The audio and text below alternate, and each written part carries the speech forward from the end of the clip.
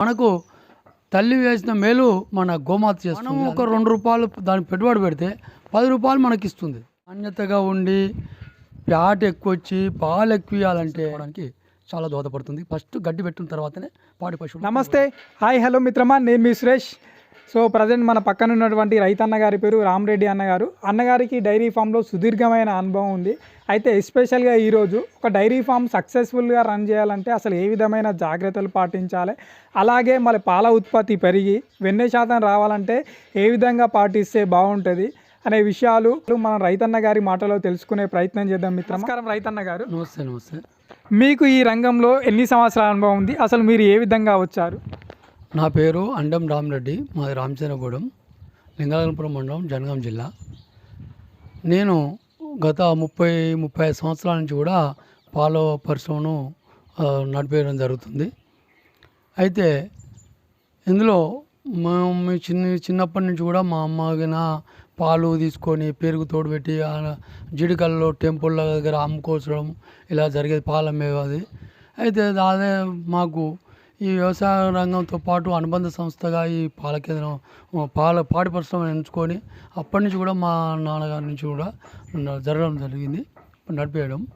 అందులో నేను కూడా ఈ దాన్ని ఇంకా కొంచెం ఎక్కువ చేయాలన్న ఉద్దేశంతో పాడి గేదెల నుంచి పెద్ద లాభం కొద్ది తక్కువ అనిపిస్తుంది, తక్కువ పాలిస్తున్నాయి.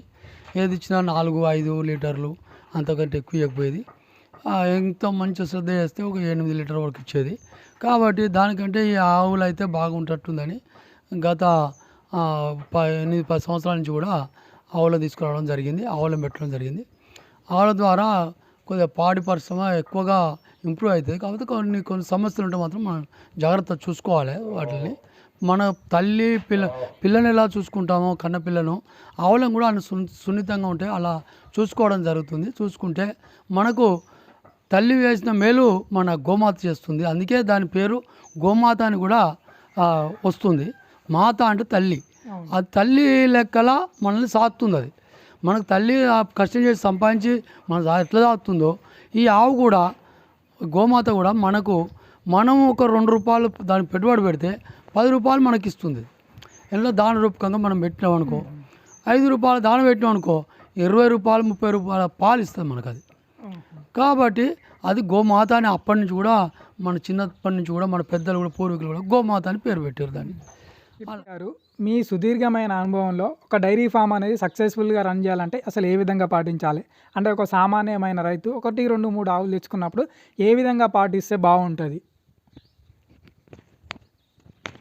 అయితే నా ఆలోచన, నా అనుభవం ప్రకారం రైతు పశువుల కొనుగోలు చేసే ముందు బహువార్షిక గడ్డి పెట్టుకోవాలి.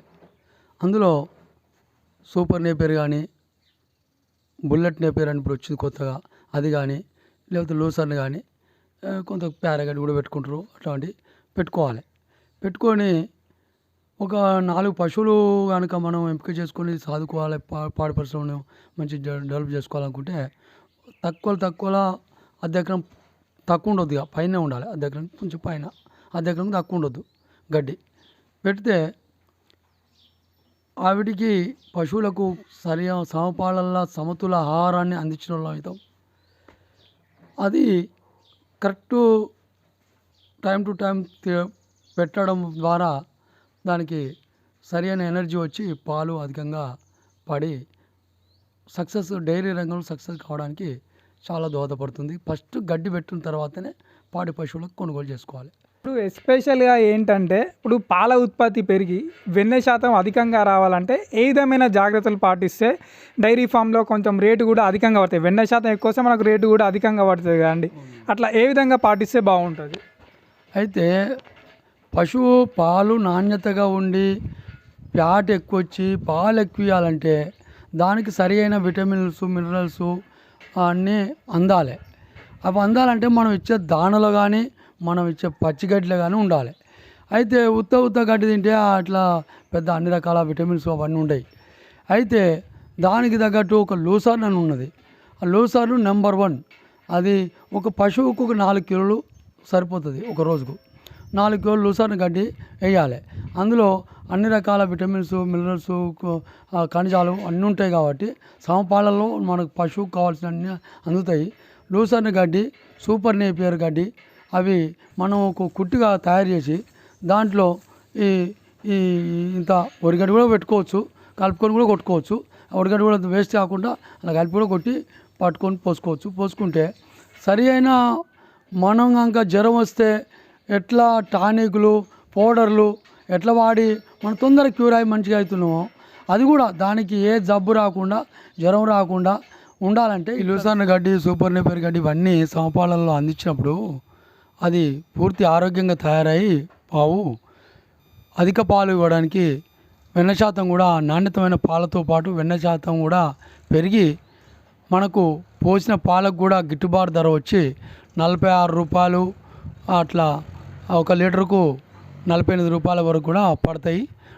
కాబట్టి ఇట్లాంటి గడ్డి మనం ప్రతి రైతు కూడా మర్చిపోకుండా ఒక 5 గుంటలు సూపర్ నేపియర్, 5 గుంటలు లూసర్ను అట్లా పెట్టుకొని ఒక 2 పశువులకు హాయి సరిపోతుంది. అది ప్రతి రైతు కూడా మర్చిపోకుండా ఈ గడ్డిని మాత్రం పెట్టాలి. పెట్టి ఆరోగ్యమైనటువంటి పాలని, ఆరోగ్యమైన పశువుని తయారు చేసి ఆరోగ్యమైనటువంటి అధిక ఖనిజాలు, మినరల్స్ ఉన్నటువంటి పాలని సమాజానికి కూడా అందివ్వాలని నా యొక్క కోరిక కూడా మీ ముందు తెలియపరుస్తున్నాను. దాన కూడా 3 రకాలు 4 రకాలు కంపల్సరీ ఇవ్వాలి. ఒకటే రకం కాకుండా కొద్దిగా పప్పు మీద పొట్టు ధాన్యాలు ఏదైనా కావచ్చు, బొబ్బరి కావచ్చు, కందిది కావచ్చు, మినపది కావచ్చు, చున్ని పొట్టు, పై పొట్టు అదొకటి. ఇక దాంట్లోకి పత్తి చెక్కో, పల్లి చెక్కో, కొబ్బరి చెక్కో, ఒక చెక్క అది. దాంట్లోకి తవుడు, దాంట్లో ఇంత మాకపిండి ఇచ్చుకుంటే ఇంత ఉప్పు, మినరల్ మిక్చర్, కాల్షియం కంపల్సరీ ఇవ్వాలి. ఇస్తే టైంకు ఎదగ కూడా రావడం జరుగుతుంది, పాలు ఇవ్వడం జరుగుతుంది, టైంకు ఎదగ రావడం జరుగుతుంది. కట్టి 3 నెలల లోపలనే కడతాయి పశువులు. కట్టి మళ్ళా పునరుత్పత్తి జరిగి మళ్ళీ సెకండ్ ఇతర లాక్టేషన్ రావడానికి ఇట్లా జరుగుతుంది. కాబట్టి పాడి పరిశ్రమ అభివృద్ధి అనేది జరుగుతుంది. ఎక్కువ శాతం పాలు ఇచ్చుకుంటూ కట్టుకుంటూ అవి 8 నెలల వరకు కూడా పాడి పరిశ్రమ కరెక్ట్ ఇస్తాయి, పాలు ఎక్కువ ఇస్తాయి. కాబట్టి మనం ఆర్థికంగా బాగా పుంజుకోవడానికి బాగుంటుంది. 3-4 ఆవులతో మెయింటైన్ చేస్తున్నారు. అయితే మీ ఫామ్లో ఏ విధమైన దానా ఇస్తున్నారు? మొక్కజొన్న పిండి, తవుడు, ఉప్పు, మినరల్ మిక్చరు, కాల్షియం, పత్తి చెక్క ఇవి వాడుతున్నాం. ఇప్పుడు గడ్డి అంటే మీరు కామన్గా ఏమేమి ఇస్తున్నారు ఆవులకి? లూసర్ను గడ్డి, సూపర్ నేపియరు, జొన్న సొప్ప, వరిగడ్డి.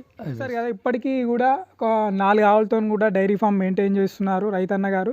అలాగే ఒక సక్సెస్ఫుల్గా డైరీ ఫామ్ రన్ చేయాలంటే, అలాగే మరి పాల ఉత్పత్తి పెరిగి వెన్న శాతం అధికంగా రావాలన్నా కూడా మనకు సజెషన్ చెప్పడం జరిగింది. సో ఎవరైనా సరే కొత్తగా డైరీ ఫామ్ స్టార్ట్ చేయాలంటే ఖచ్చితంగా మీరు గడ్డి పెట్టుకున్న తర్వాతనే ప్రొసీడ్ కావాలి. ఎందుకంటే గడ్డి లేని మన ఆవులు తెచ్చిన తర్వాత చాలా ఇబ్బంది పడాల్సి వస్తుంది. కాబట్టి ఆవులు మన డైరీ ఫామ్ స్టార్ట్ చేసిన ఇప్పుడు డైరీ ఫామ్ స్టార్ట్ చేస్తున్నామంటే ఖచ్చితంగా 2 నెలల ముందా, నెలన్నర ముందా ఖచ్చితంగా మనం గడ్డి పెట్టుకోవాలి. గడ్డి పెట్టుకున్న తర్వాత ఆవులు తెచ్చుకొని ఖచ్చితంగా యూట్యూబ్లో చూసి చేయడం కాకుండా ఒక ప్రత్యక్షంగా ఎవరైతే సజెషన్లు మంచిగా ఇస్తున్నారో వాళ్ళ దగ్గరికి వెళ్ళి ప్రత్యక్షంగా మనం వాళ్ళతో సలహాలు, సూచనలు తీసుకున్న తర్వాత ప్రొసీడ్ అయితే బాగుంటాయి. ఎందుకంటే యూట్యూబ్లో చూసి చేసిన తర్వాత ఒక్కోసారి లాభమే రావచ్చు, నష్టమే రావచ్చు. కాబట్టి అలా ఉంటాయి అన్నమాట. ఖచ్చితంగా మనం ప్రత్యక్షంగా తెలుసుకొని ప్రొసీడ్ అయితే బాగుంటుంది అని మనకు రైతన్న గారు కూడా తెలియజేయడం జరిగింది. సో ఇంకా నెక్స్ట్ వీడియోలో కూడా మీకు మంచి ఇన్ఫర్మేషన్ అందిస్తాను మిత్రమా. మీరు మాత్రం ఖచ్చితంగా మన ఛానల్ ఫస్ట్ టైం చూస్తున్నట్లయితే సబ్స్క్రైబ్ చేసుకోండి మిత్రమా. సదా మీ సేవలో.